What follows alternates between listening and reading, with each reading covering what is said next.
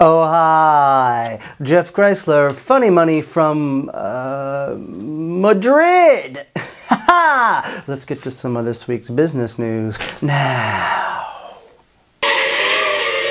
With the U.S. economy teetering on the edge of destruction, most stimulus plans include tax cuts.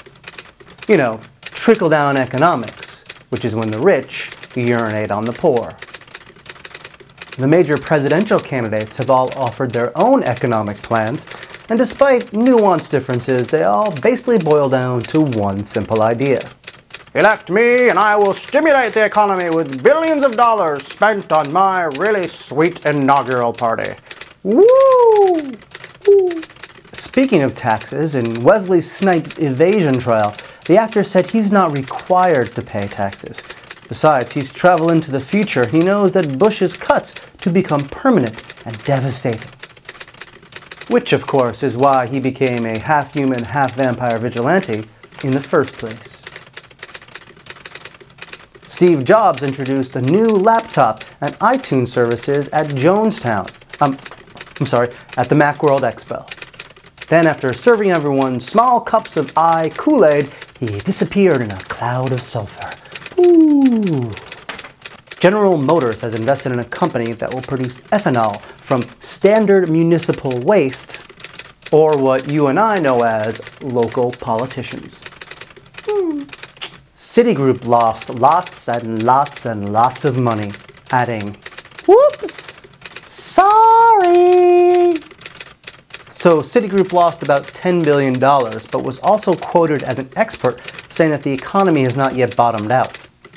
Geez, if you can't trust the forecasting opinion of someone who lost billions of dollars due to poor forecasting, who can you trust? All of these stalwart investment banks are losing money at a rapid clip. Aw, poor things. Well, maybe next time you shouldn't eat so much without looking at the ingredients.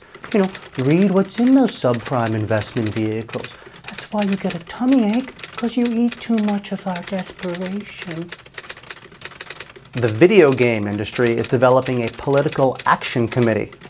Hey, why shouldn't the makers of violence, lies, and sex get paid from the makers of pretend violence, lies, and sex? Really makes sense. Congress and video games, two mind-numbing, desocializing, ignorance-breeding mechanisms that taste great together. They're the chocolate and peanut butter of our inevitable doom. Yay! New York Times headline, "Interest fades in the once mighty V8. This prompted auto buyers everywhere to go, "Ah, I should have had a hybrid." Remember the 80s V8? The Supreme Court limited the ability of shareholders to bring lawsuits. Why not? Lack of due diligence, corporate greed, and the exploitation of an information unbalance has never had society-wide impact, so why should we check unbridled power? It's actually the same question I have about the existence of the Supreme Court itself. Yeah, I know it's more complex than that, but this Robert Supreme Court makes Ayn Rand look like a socialist. A private equity firm, Founders Equity, purchased the check-cashing chain Pay-O-Matic. Well, of course, cut out those middlemen who made those messy subprime deals and just screw the poor directly. Nice. All right, get this. The CEO of Brocade Communications was sentenced to 21 months for options backdating. And he said at his sentencing, "I'm sorry, there's much that I regret. I wish I could turn back the clock and change things." That is what got you in trouble in the first place, turning back the clock. At least you win the prize for the least effective mea culpa ever. Except maybe when Jack the Ripper said, "Hello, Governor, much that I regret. Wish I could slash all my problems with a knife. Hello!" I'm not even going to comment on that accent. My name is Jeff Kreisler. This is Funny Money. Stay in school. Ding, ding, ding, ding, ding.